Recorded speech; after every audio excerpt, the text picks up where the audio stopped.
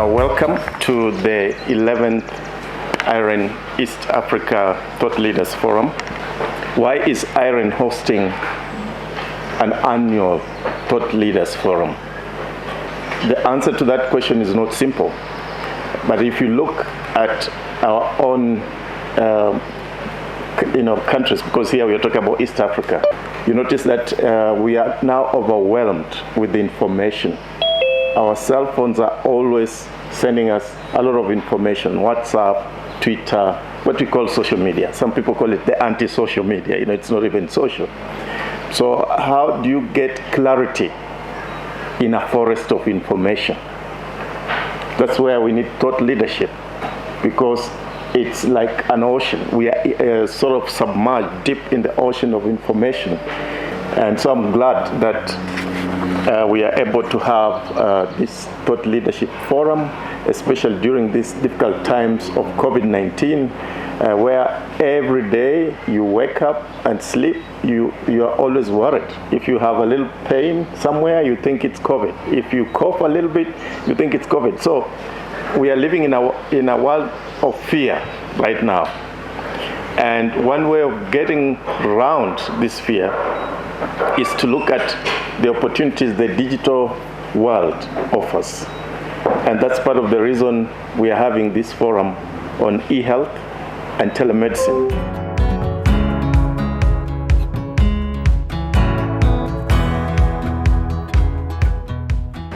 WHO estimates that around 60% to 79% of East Africans use traditional medicine. So if you are to use the current population estimates, then for Tanzania, the number of consumers of traditional medicine could range between 36 to 47 million. Then for Kenya, that could range between 33 to around 44 million. For Uganda, that could be 28 to 37 million, and then for Rwanda, that could be 7.2 to 9.5 million. So definitely the population, then you can see that we have a large number of East Africans using traditional medicine. So you can see that across the region, traditional medical or traditional medicine or health practitioners are easily accessible to East Africans compared to the medical doctors.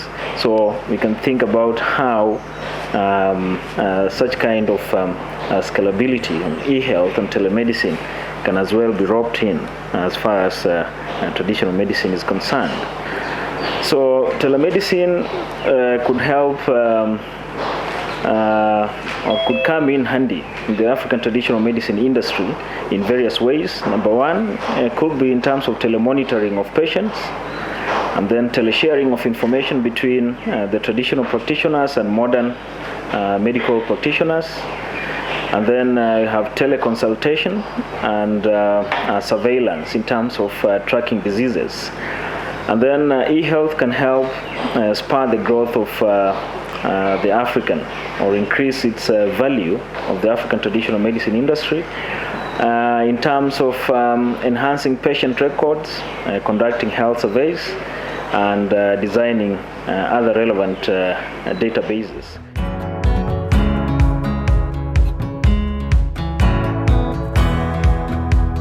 So on a national e-health strategy, WHO recommended that all member state countries should develop a national e-health strategy. And looking at the three leading East African countries, Kenya, Uganda, and Tanzania, all of them have a strategy. They've developed a strategy towards that. In Uganda and Tanzania, we are seeing the government actually taking lead in doing surveys, evaluations, to monitor the progress of implementation of e-health programs. There is growth definitely in the use of telehealth across the three East African countries. And on remote patient monitoring, here what most of the organizations are doing is that there is a remote monitoring, especially for the HMOs, health management organizations, the hospitals. We have those clients who have these these medical conditions that need close monitoring, conditions like diabetes, conditions like kidney problems and so forth. These ones are monitored through telephone. And especially the COVID-19 pandemic has accelerated this, such that they are advised not to visit these facilities physically because of the risk of infection. And then WHO also recommended that by offering care at a distance, telehealth services enabled greater equity in e-health and coverage. Yes, we are saying that there is equity from what the practitioners are doing currently in the market. But then on the side of this equity, the challenge we have there is that it's supposed to be paid, especially for the commercial sector. It's supposed to be paid. We are seeing clients are paying up to as much as 600 shillings for consultation. And now this one limits again the people from the rural background, and especially those ones who are poor, to pay 600 shillings just to confirm, just to converse with a doctor telephonically. Now we are seeing, especially in countries such as Uganda and Tanzania, skills is still a problem. They still have a shortage of health practitioners, both within the facilities and outside. So there's need also to work on this element of skills, training more social workers and more doctors and more nurses. And then they also recommend national electronic health record systems. Yeah, that each of the government should adopt the EHR, electronic health records. We are seeing these across in most of these countries. In Kenya, for instance, EHR records are available, but only for government facilities. The doctor needs to know your history, how it has been, what kind of medication you've been using, and so forth. For instance, patients who are taken into these facilities when they're in critical condition, that history, the doctor who is attending to such a patient now misses that information. Or if they are doing telehealth or using e-health to consult the doctor, that information now it's lacking. So the implementation of this EHR and making it accessible to all practitioners is still a major challenge. So what I would like to stimulate us is, what are the issues currently which dominate e-health, or what is going on in e-health? What are the emerging technologies, and what are they likely to impact on healthcare? And then coming from Ministry of Education, because Nakosti's parent ministry is Ministry of Education, we would like to answer two questions. How does research inform e-health? And if it does, how do development in e-health inform research? So I will just share a few in the 4 areas, and I'll add a 5th one. The first one is that, what do professional clinical informatics deal with? So they deal with decisions which aid practitioners. For example, a long time ago, doctors used to have beepers, but nowadays we have prompts, we have reminders, and we have healthcare guidelines. When it comes to clinical management tools, we have electronic health records, and for example in Kenyatta National Hospital, and also a number of not only referral but also level 5 hospitals, we have electronic health records. And then we have also educational aids. A long time ago, you had to refer to books, but now you can go online. When it comes to issues of electronic patient health records, we have the electronic medical records, but now the problem at the moment is linking these records. So as my previous speaker said, you can have different hospitals not having the same records. And the issues which come out is the issues of trust and the issues of data protection, security, and also privacy issues. So I would like to conclude by saying that digitization in everyday medical practice has gained importance in a short time. However, there is a lack of familiarity with the concept of e-health and telemedicine. So it is good that this forum is shedding some light on that, e-health and telemedicine. And then, of course, there's another challenge of the acceptance of doctors who have an important role as opinion leaders in the population, as well as the possibility to assist in designing useful new products, because this will be essential to fully exhaust the possibilities of novel health technologies in everyday patient care.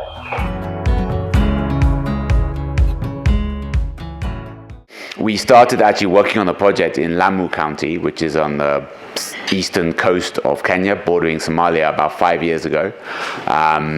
We wanted to do telemedicine to connect them to facilities there with the regional or the provincial hospital, I guess, in Mombasa. It didn't work, that project, mostly for people reasons and political reasons, in the sense that we completed all the technology side about a month before the strike started. There was about a year's worth of strikes. Then there was an election. Then there was a second election 6 months later. And then there was lots of changes in the county government. Health is a devolved function in Kenya, as those of you who are here will know. So after about 2.5 years, everyone we've been working with was not there anymore, and we kind of stopped for the moment. The equipment is still there, and they're actually going to be bringing it back, in a sense, to join this other project that we've since started. But I wanted to give you that kind of perspective and background as to why it didn't work initially, not so much about technology, but about the people and the users of that technology. In this case, it was the county staff and the medical staff in the facility. The second main reason it didn't work at the time was some simplistic reasons, like the organization within the hospitals. Are they really making it a priority? Are they really driving it? Are they really focused on it? And are they actually selecting capable people who would actually be responsible for implementing it? And that was one of our key challenges as well that we faced. As an external party who's just donating equipment, it's very hard for us to really intervene in that aspect. We did try to provide some interns and others, but it didn't really solve the problem. So anyway, just in terms of fast forwarding then to about a year ago, we tried to start the similar concept project again, which I'll introduce, but in another part of Kenya, in northern Kenya, in Isiolo County, which is the reason we chose that county was basically because of the support, commitment, and buy-in of the local government there. This is from my experience. I know we have more people here that probably share their experience, but I think it's what I've found in the 5 years of working in eastern and northern Kenya with these facilities. The transport situation there is awful. You're often talking at least 3 hours before you can get to the county hospital, where there could be good quality staff, but often it could be 4, 5, 6, 7 hours on very awful roads. Sometimes there's no public transport at all. Sometimes it's once or twice per week. And of course, it's also expensive. The other lesson I learned, actually, as the donor of the project, donating the equipment, was with the other project 5 years ago, we were very hands-on. We had a lot of pressure internally. We really tried to push everything through. This time we didn't. We learned the lesson, because once all the people changed in that facility, it fell apart. So we wanted them to have the complete ownership and buy-in of the project, and they themselves to work everything out.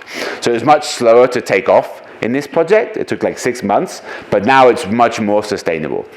So anyway, it's a very interesting project. I don't want to talk too long, but there's some information in these slides about what we've learnt and some of the challenges that we faced. Again, just to summarize, this was only a purely public sector, facility-based, facility-to-facility video consultation project that we're starting really, really simple, but maybe in the future can become more advanced and more complex over time.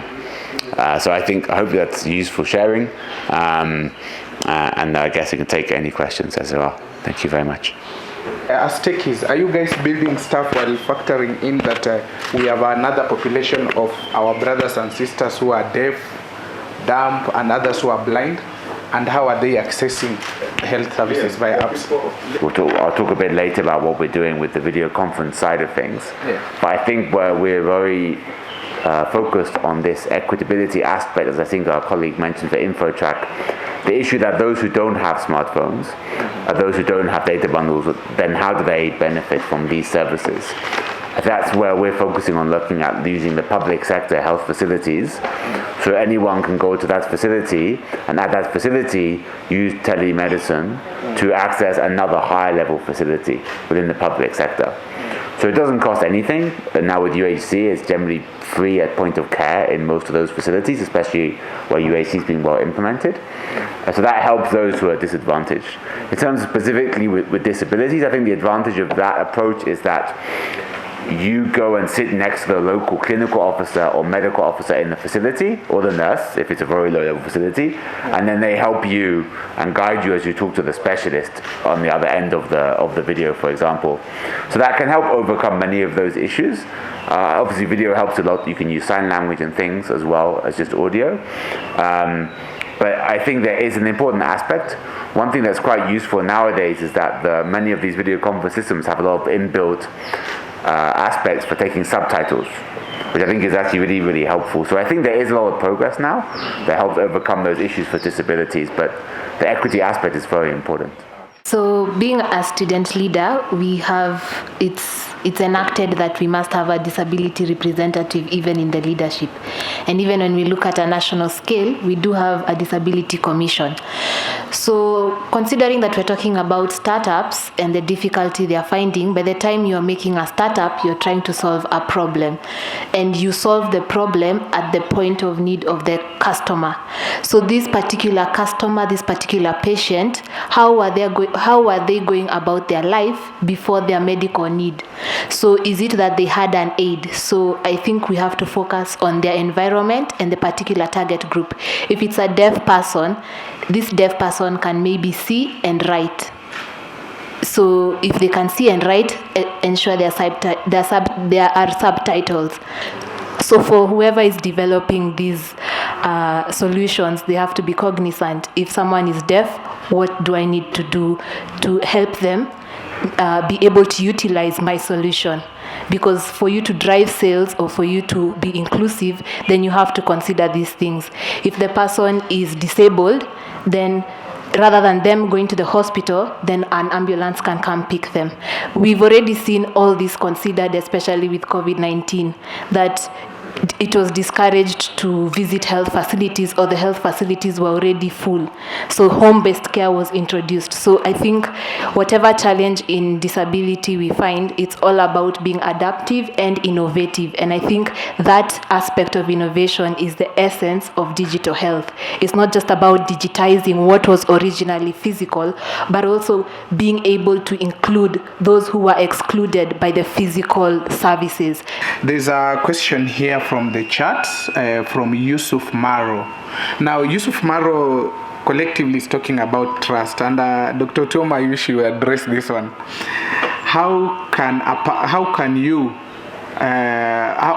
He simply wants to know how you can know the person you are conversing with on phone is a real doctor.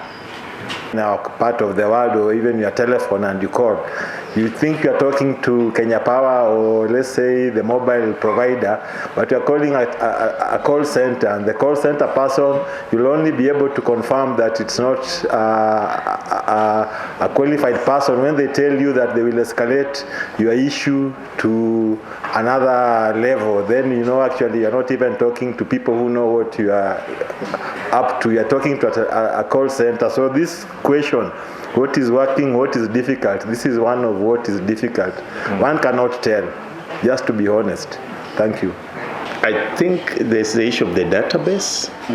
There's the issue of the standards, as the previous speakers mentioned, and the way, like in the legal world, legal fraternity lawyers have this list of the approved lawyers on the roll, and those who are not on the roll, so you hear they have been expelled or something. So it's something which I think, as Dr. Ria has mentioned, is one of the difficult issues that will emerge, or maybe it's already there. But I think the trust levels are built on the basis of the profile of the person, because the good thing about the digital world is your profile is captured, and people even can like or dislike. So before you choose James, maybe you look at the profile. James as a doctor, maybe there are so many thumbs down signs, and maybe thumbs up signs. So I think there's a way that we can go around it. It's not easy though. Based on the first example I gave, anybody appearing in a white dust coat in rural areas call a doctor. Thank you. Thank you. is there a way that they can develop cheap mobile phones that can be able to really help the women to ensure that they can access internet? Because we only know up to 32% of the 83% are having smartphones. Because as a woman is having a child, and most of the women are caregivers. They take good care of the people with disability. So is there a way that we can increase, we can bring smartphones that can be able to help women these services online? That's exactly one of the reasons why this was not a smartphone-based project. This was, you go to the local dispensary or health center, and there's a whole physical video conference system set up where you and the local nurse or clinical officer can use it to talk to the specialist who's in another facility with the same system. So for those reasons, as was mentioned earlier, because of the lack of smartphones, lack of or affordability of internet, for example, and lack of internet also in some areas, that really does exclude those who really need it. So yeah, there's many projects already, or many solutions in Nairobi and in Kenya for private sector, where you can just use your smartphone and you can use WhatsApp or use many different systems to call somebody. But as you said, that it really excludes many, many poor people, and it does exclude many, many women and many others. So hence, the public sector facility-based system is what we've been trying to build with the government around this. And also, I think there's many other benefits to that, because you have continuity of care. I didn't mention that, but when you go for a referral, your local doctor, I suppose, has no idea what happens. You leave, in this case, Garbatula, you would go to Isiolo, and you come back to Garbatula. You don't then go to the nurse in Garbatula and tell them, oh, by the way, when I was in Isiolo, this is what happened, A, B, C, D. That person has no idea. They can't follow up, they can't ask what happened. They don't, so that's why it's really interesting. But now they're sitting next to you, they can even follow up with you afterwards, 1 week, 1 month, and help make sure you took the medication. Of course, they can prescribe medication and other things as well.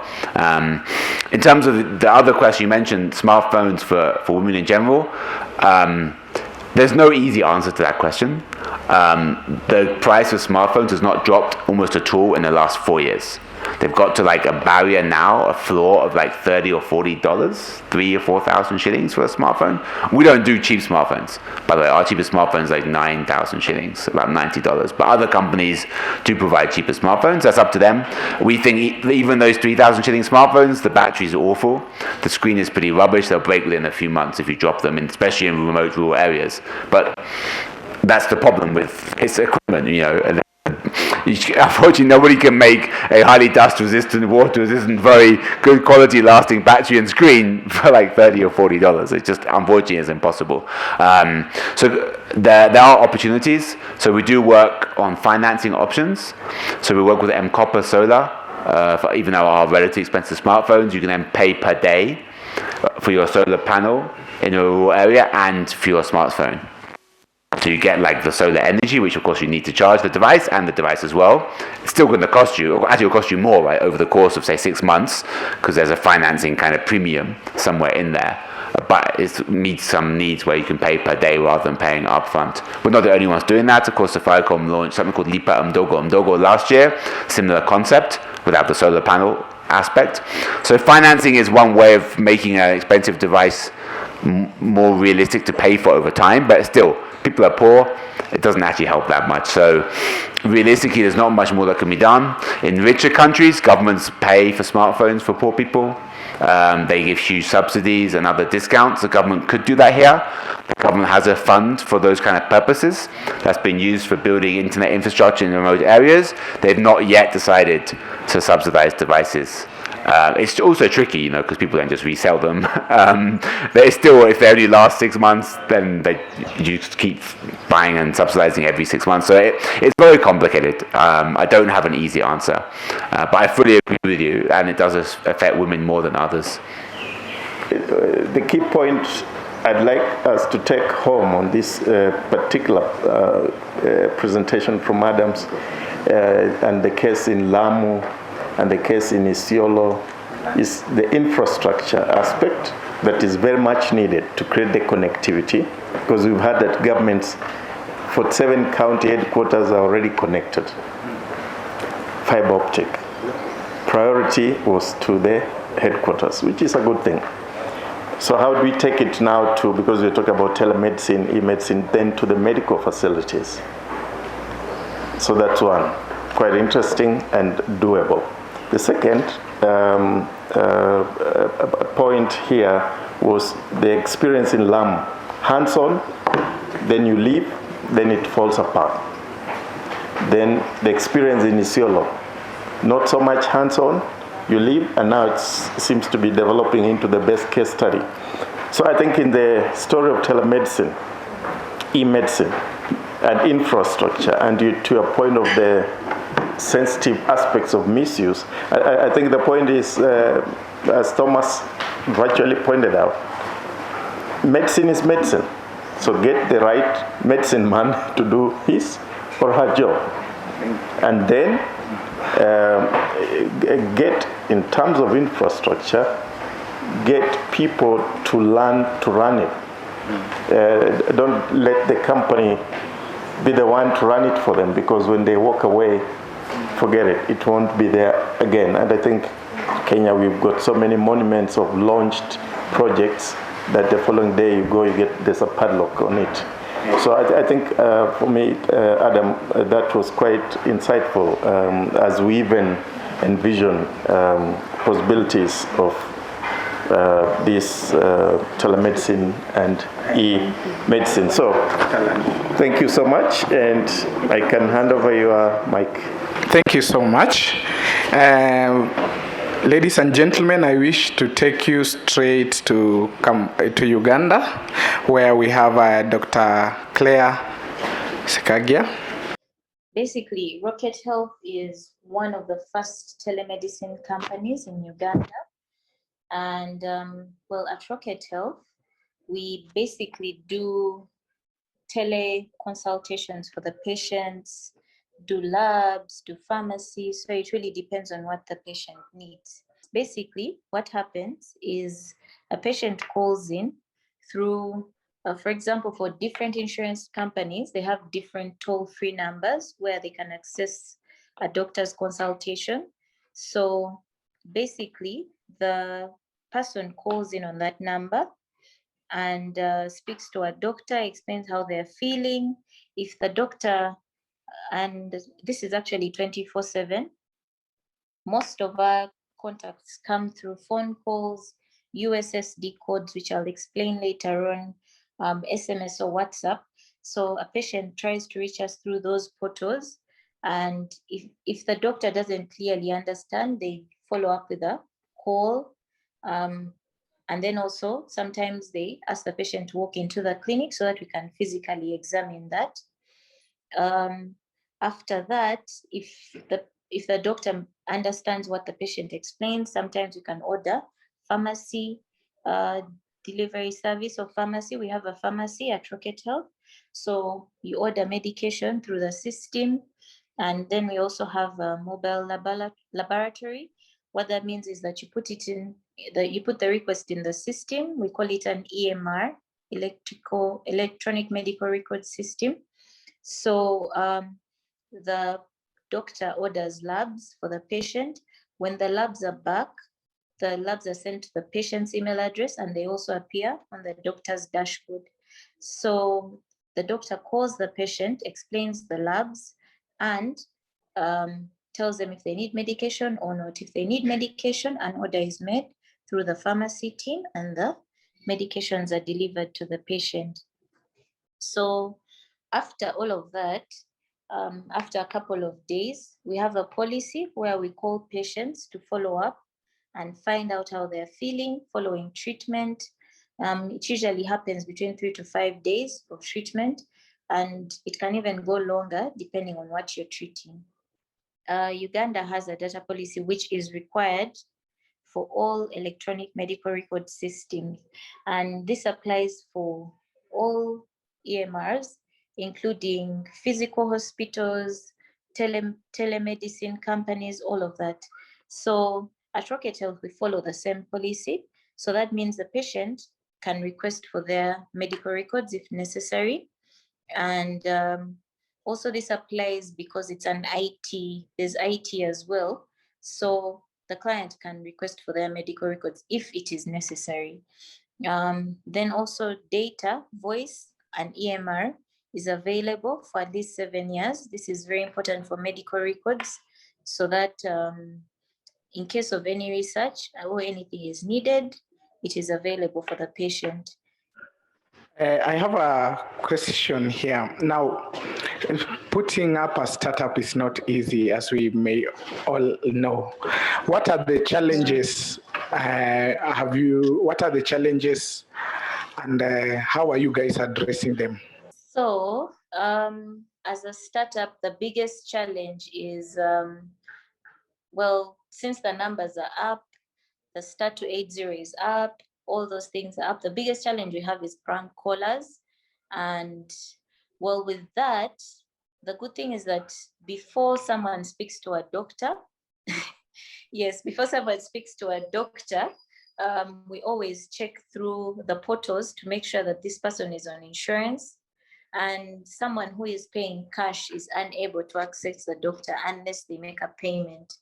And in that way, actually, it's only that the doctor is able to call the patient. For cash, the patient is not able to call us.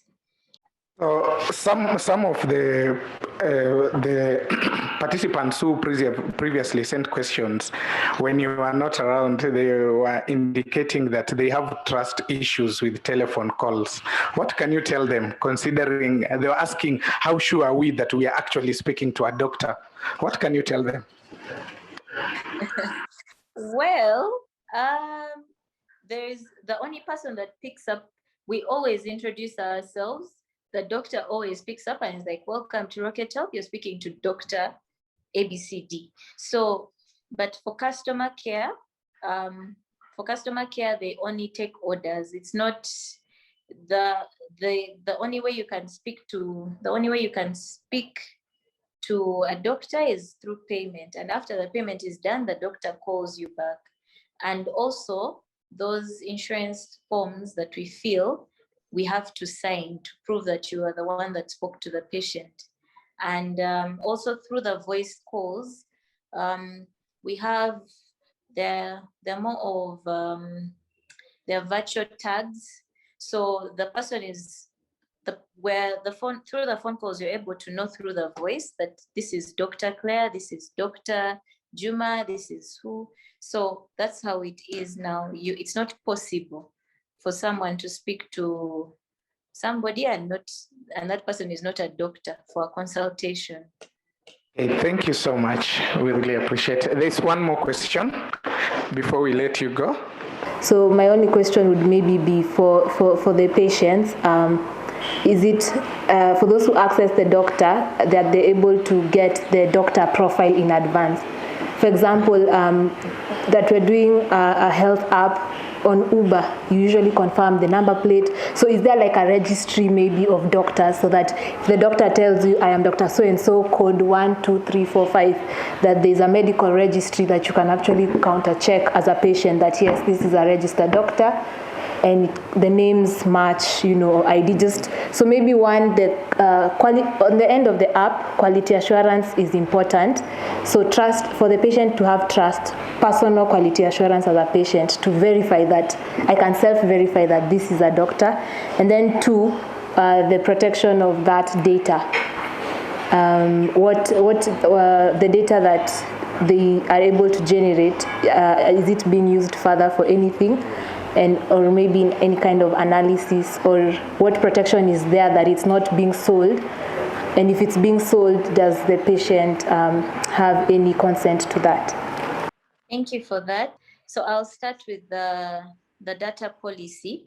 So like I mentioned before, the patient is, first of all, there's a disclaimer even through the audio, the voice calls, that these calls are recorded for quality purposes. The calls are recorded, so that data is also stored. The patient is not able to, like, no one is able to access that data apart from the arrangement is between Rocket Health and the patient. So anyone in between there does not have access to those records because they're taken as patient records and no one has access to them apart from Rocket Health and the patient. The cases where that data is used somewhere else is only for research purposes. And we do have a data analyst who shows you maybe how many patients we have managed. Have we managed 1,000 COVID patients in 1 week? Have we? Such data is available, but the only way someone can access that data is through official purposes, or if it's for research, through the research board, but otherwise it's not accessible by anyone, and it's not sold to anyone since it's medical records. Now, does this mean that your operations are mainly within Kampala? Because I'm imagining clients or patients calling in from various parts of Uganda. How easy will it be for them, for each one of them to go to your clinic or to your laboratory if they are asked to do that? Or how do you go about those ones who are outside Kampala? So, for patients who require physical examination, we are basically located only in Kampala, but we have a program where we deliver medicine to patients who are chronic, like hypertension, diabetes. If you're outside Kampala, it's possible. Rocket Health partnered with national couriers, so they deliver medication to the patients as all over Uganda. So it's possible. But as we continue, I hope Mr. Thomas is ready. I actually liked the conversation and the discussion this morning very much, very, very lively discussion. And I think a lot of things I really had to smile here when I was listening to the comments. How do you know the doctor is really a doctor? I mean, let me put the question, how do you know the pilot of Kenya Airways really is a pilot? We just hope that the guy who's sitting in front of the plane is actually knows what he's doing when he's taking us to some other places from Nairobi. And I think that's really where regulation is coming in. I think that's also some of the points I wanted to talk to during my quick remarks. I don't think I have to preach to the choir to really talk about the opportunity and the potential and the disruptive potential and the whatnot of telemedicine. I think we're all on the same page here. So I think I would like to ground us a bit and take us back a bit and talk about some issues that came about over the last couple of years. Just about my person, I'm a physician by training. I'm a pediatrician and emergency medicine physician. I've been working in mainly Tanzania for many years, and we have a medical consulting firm with offices in Germany and in Tanzania. And among other things, we have developed a telemedicine platform for Tanzania, which is operational since last year. For the most part of the development, we had been dealing sort of with mainly regulatory issues to actually get the license. The technology was sort of more on the simpler side. So let me start by asking, like, what is really telemedicine? Is that really something new? I mean, we as doctors have been communicating with patients since I went to medical school using phones or other technology, and that is really telemedicine. So I don't think it's really something brand new that we're talking about. But there's so many different definitions and responsibilities, and also makes it very difficult to understand who is actually on the regulatory side calling the shots for telemedicine. Is it really curative? Is it sitting in ICT? Is it sitting somewhere in between, which makes it also easy for people to not make decisions about telemedicine? And I would be very clear, say for me, telemedicine is mainly medicine, just be delivered in a different way, but it really is medicine. And that's also the way it should be regulated in terms of rules and regulation. It speaks again to how do we know the doctor is a doctor? Well, it's the same thing that we hope that the doctor in the clinic is actually an approved and a regulated physician. But it's become really difficult if you think like, where does the doctor need to sit? Where is the regulation really taking place? Think about Germany. We have regional regulation here. Where do doctors need to sit and where do doctors need to be regulated? If I'm operating out of Tanzania, I really think I need to be regulated in Tanzania because that is like where I'm providing my work. But patients can be traveling. Patients can be traveling to Kenya, for example. Well, could they still call me? Yes, of course. I mean, I'm still the same physician. And in fact, we actually had patients who used our platform in Tanzania and then moved internationally, and they still contact us through the platform. Now, from a regulatory point of view, that might actually be something really complicated because, for example, in Germany, medicine is regulated by region. So if I have a patient in this region who's traveling outside that region, I cannot really treat them and advise them because they're not sort of within the same region. And same thing in the US. The cross-state consultation used to be illegal for most part. It's just like recently that it became legal to actually consult patients across states in the US. And I'd like to close with a remark, especially around COVID. The COVID piece that we've been, we almost, not exclusively, but really a lot of our time of our consultations are currently around convincing people about, or just like, I'm not convincing, just answering questions around COVID vaccination, how safe it is. There's so many questions. And I think this is really something where telemedicine could come in very, very handy to really answer questions. People have very, very valid questions, not just to convince people to take the shots, which I very much believe we should all be doing, but to really answer the questions. There's so many questions. I didn't really expect this in Tanzania. And there's so many people who actually after the consultation are quite happy to take the shots and say, okay, now you answered my questions. Now I'd be happy to actually go for the vaccination. So let me stop here. I was asked for about 5 minutes. I think I went a little bit over. If there's any questions, please feel free. Thank you very much. So let me go first. There's an interesting message I've received here from someone who's currently a patient and is following. His name is James, and he's told me that I recently was recommended for disc surgery in India, as it proved really challenging for my doctor here and the one in India to execute the procedure.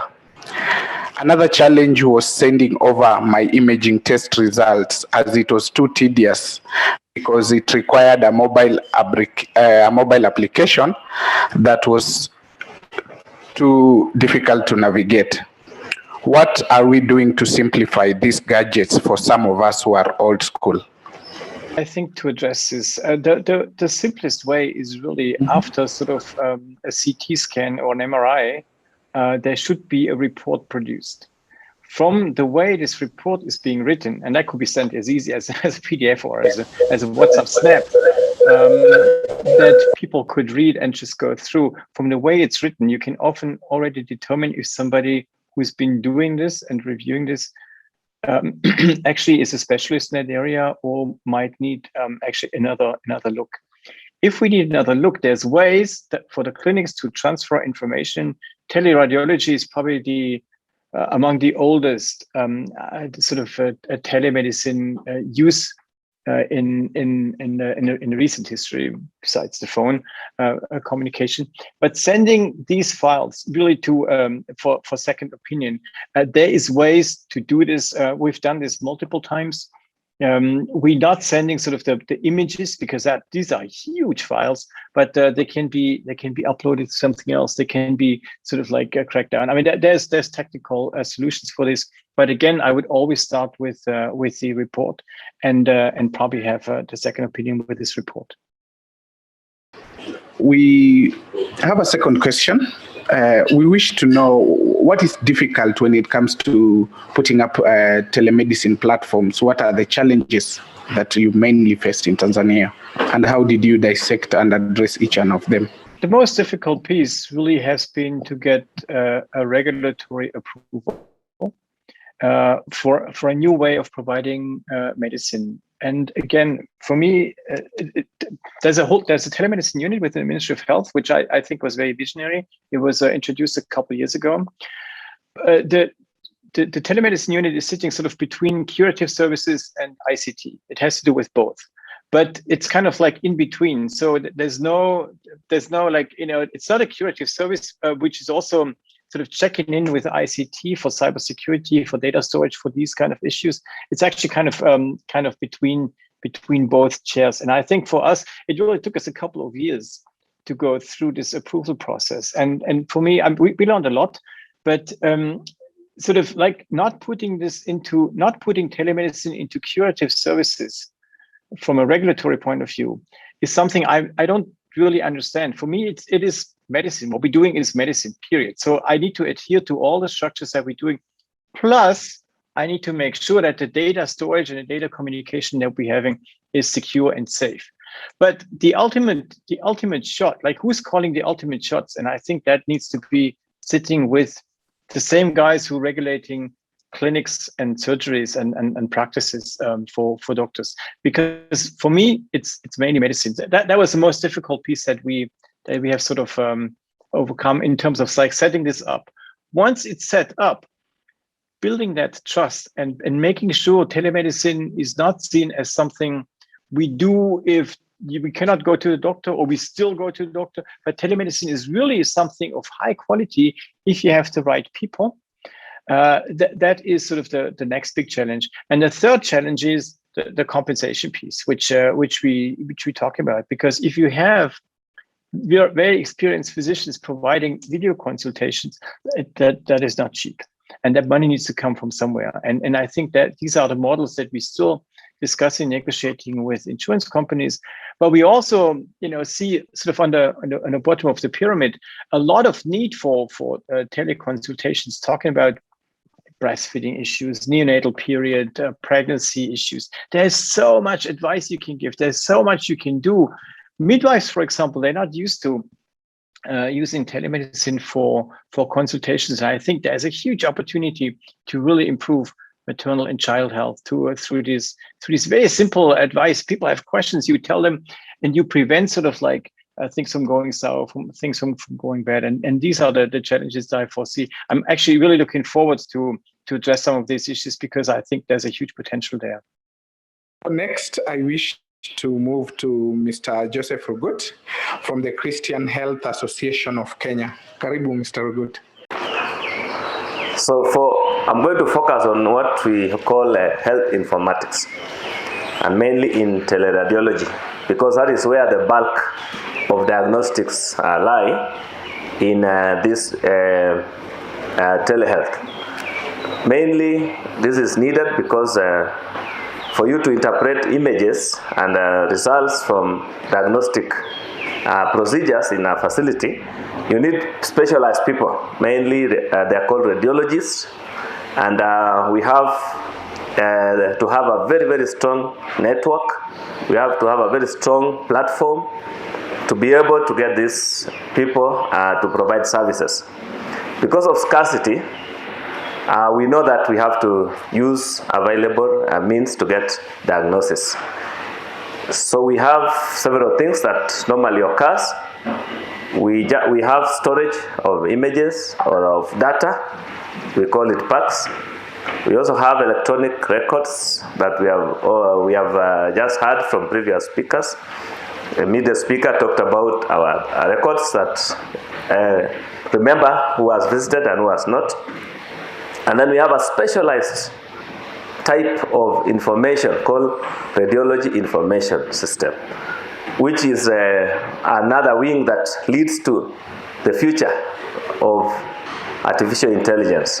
That is where AI will be based. Specialized interpretation, specialized features will be stored somewhere for reference of these AI features that will come in future. Our organization has over 300 health facilities in the country. I will show you later how that is done. We have not linked all of them yet. We have not even had a central service for telehealth, but we do have other services that link these diagnostics, treatment, and also prescription. So this is just a simple model of what we do in these networks. So for you to have this, you must have several things on the background. But for the forefront or the raw data, you have to have a real hospital. You have to have a real health center. You have to have a real dispensary. You can also have a real mobile clinic. And the secret is you have a communication channel that works. You have a data transmission system that works. We also have to have a capacity capable of storing those images. We also have to have a skilled data acquisition systems. So next, expectations are very high. people expect so many things. When you go to a facility, even an organization or a company, and they say we are computerizing our work, when you say that word, you are raising very high expectations. What do people expect? They expect things will be faster. They expect things also will be lower or cheaper. They also expect things to be efficient. They also expect things to reach anywhere in the world. That is, it doesn't matter whether rural area, whether it's remote, whether it is urban. They also expect you to store all the information. You know, your information on your health, personal health, the data that of individuals, so that you also get this information that usually is gathered by the government to make decisions. So for us, WHO realized that for a health system to work, you have to have several pillars. So one of the pillars of health system is information technology. So first of all, we ask ourselves, as I've told you, Chuck is having a background of faith-based. Faith-based is also linked with non-profit. It's also linked with humanitarian aid. It's linked with donation. It's linked with giving. You know, a patient comes, you tell him your medication is 1,000 shillings. He tells you, I don't have the money. So you simply, your Christian heart tells you, give him or her. And then you have to find a way of footing that bill. So after evolving around the years, we realize that we cannot remain like that. We can close. So why don't we catch up? So while people are catching up with other technologies, we also ought to catch up with IT technology. So we managed to make our own software of hospital management information system. And most of this you can easily develop from what we call open MRS, open sources. You don't have to buy anything. So successfully or lucky enough, we have managed to have most of our facilities, even the big ones that you hear, the big names, like Kijabe Hospital, Tenwek Hospital, they are running off these custom-made softwares for their management information systems. The next thing that they do is, how do they get now access to this specialist for these reports?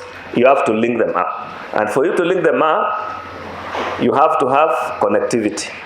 So at the moment we have 21 facilities, and they are they are able to do what other health facilities expect to do with an IT system. They have improved their patient turnaround. The financial module has also improved their collections and their transparency. They can easily access the patient history using the PACS. They have also enhanced their inventory system, and there are so many. You can read all of them later.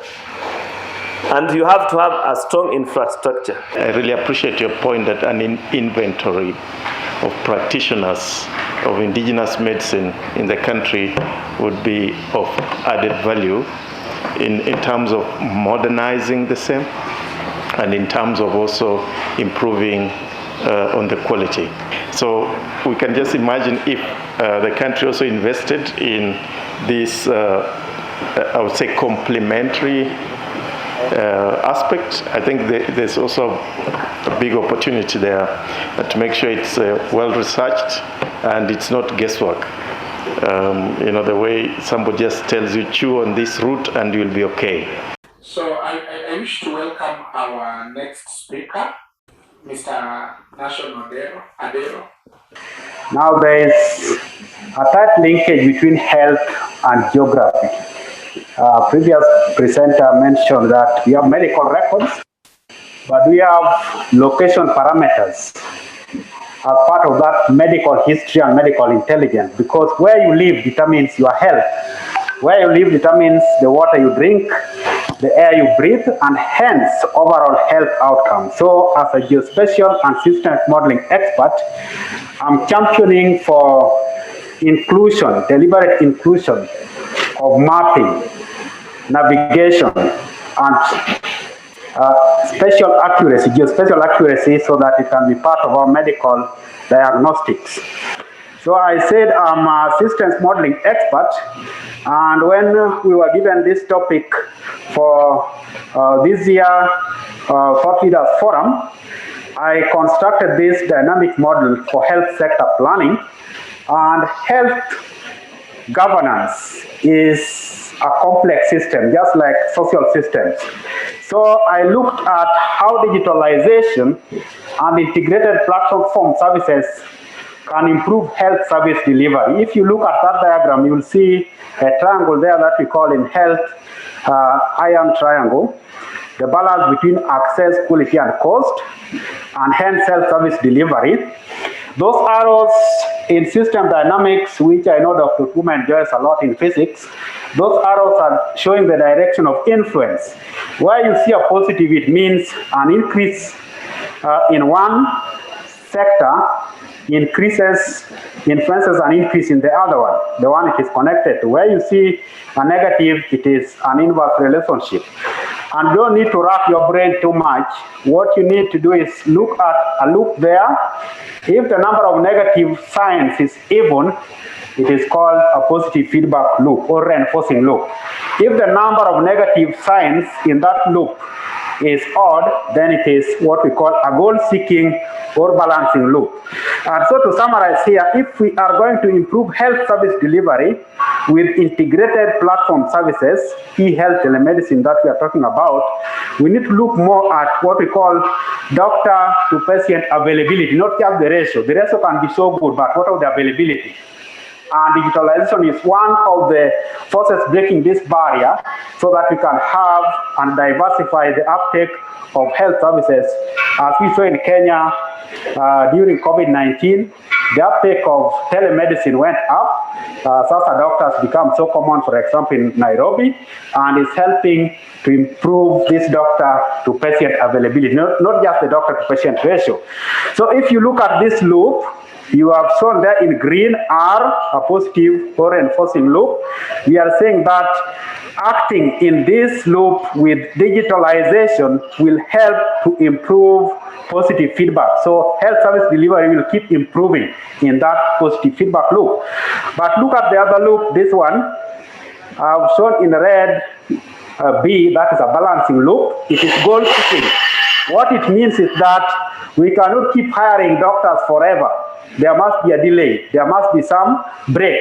So this is goal seeking in the sense that there's a limit and we need to have an optimal level. And that goal seeking loop is important as far as health sector plan is concerned. And we are seeing that digitalization is a key intervention point that will help us to maintain that goal seeking loop as we improve health service delivery in the overall complex system dynamics model. So what is the way forward? We have talked about trust and transparency. I want to add timeliness. And for timeliness in delivery, we need tracing. But this tracing should be connected to precise location.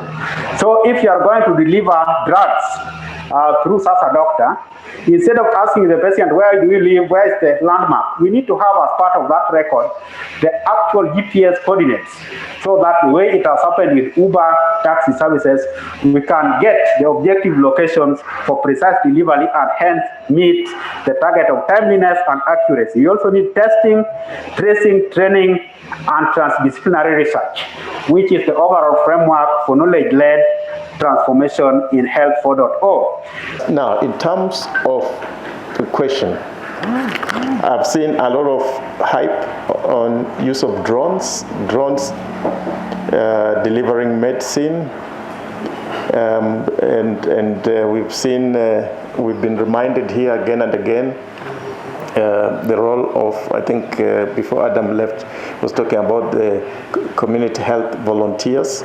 So I don't know, in your presentation, are you connecting all this use of Health 4.0, merging it with the traditional infrastructure of these types of people, the community health volunteers? So drones, again, as part of the infrastructure, And I'm talking of inclusion. We need to ensure that the technologies are inclusive.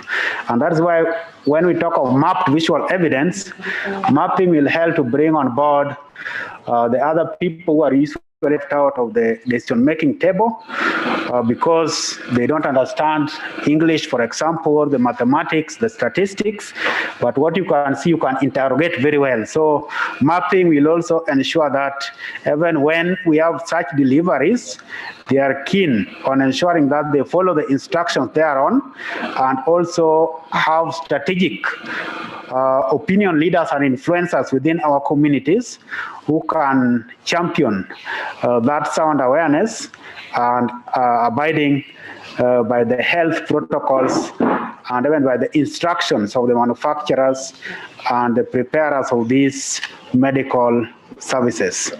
We finally found our antivirus video. You know, yes. So I will let you watch.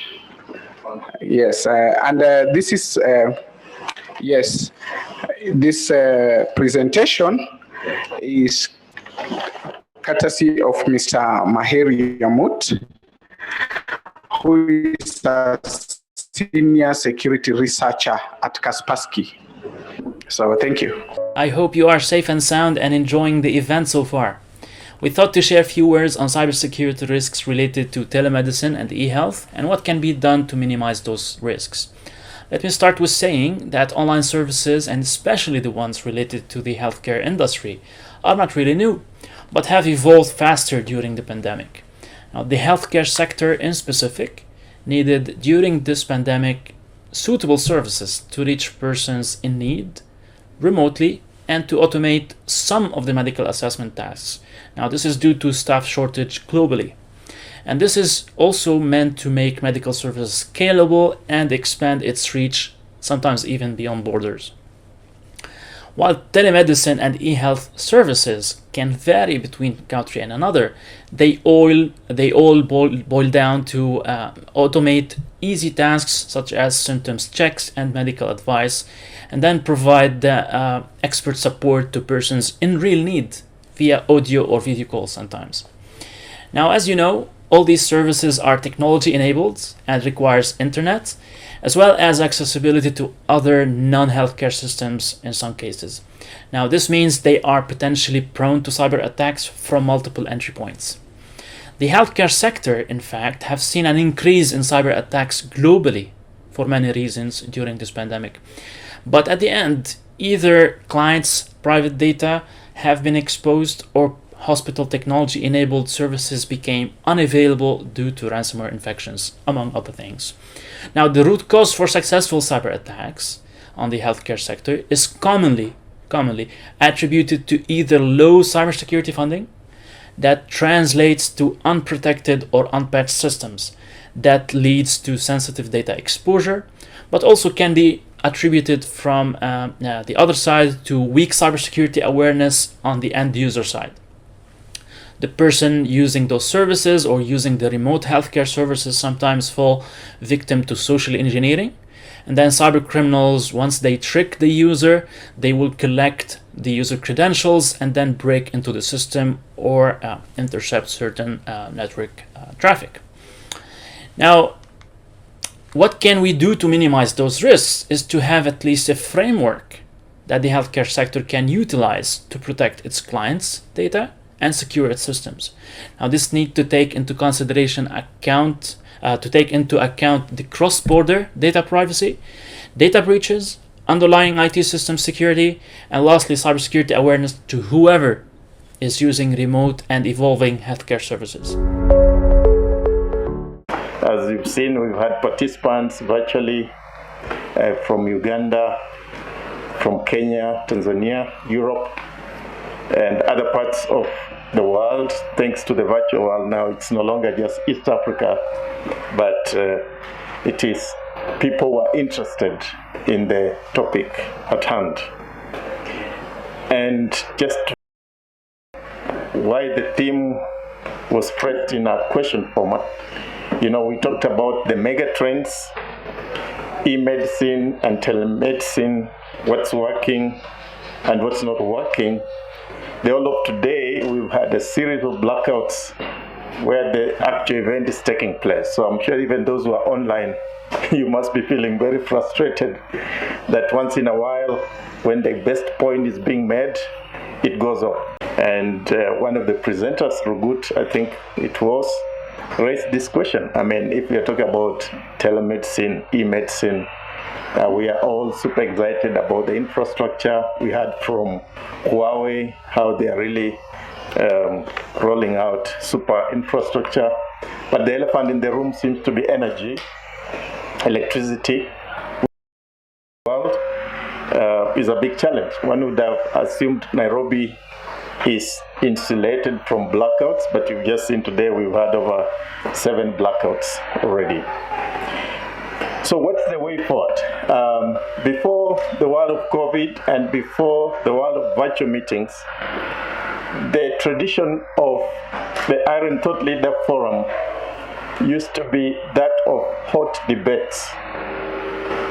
Unfortunately, we are unable to achieve that experience, combining virtual and in-person debates, disagreement, and you could see Leon tried it a little bit with Huawei.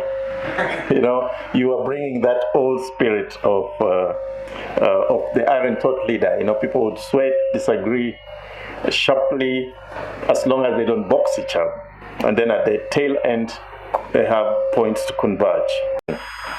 So the publication, of course, will seek to answer the same questions that we were trying to discuss today. What's working in this sector in terms of the telemedicine, e-medicine, and telehealth care, and what's not working. And I think that's a key point for anybody interested to turn around this sector. I think the second question is the most. What's not working does not mean it's bad news. What's not working offers opportunity and possibility. And then, of course, the final aspect of the publication will be to share the key proposals coming from those who are participating virtually and those who are participating in person, in terms of what they think. But then it will be open for other people outside this circle to also join in the conversation. So once more, mine is to thank each one for taking time the whole of today to be with us, to look at this topic and to look for ways of how we can accelerate this aspect, because COVID-19 has made the issue of health to be a daily issue for everybody. It's not as it was in the past. The sick go to hospital.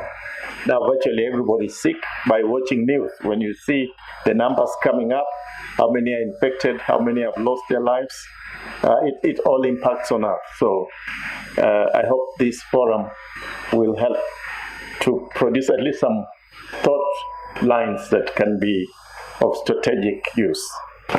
So with that, I thank, and if there's no question, we can bring the event to a close.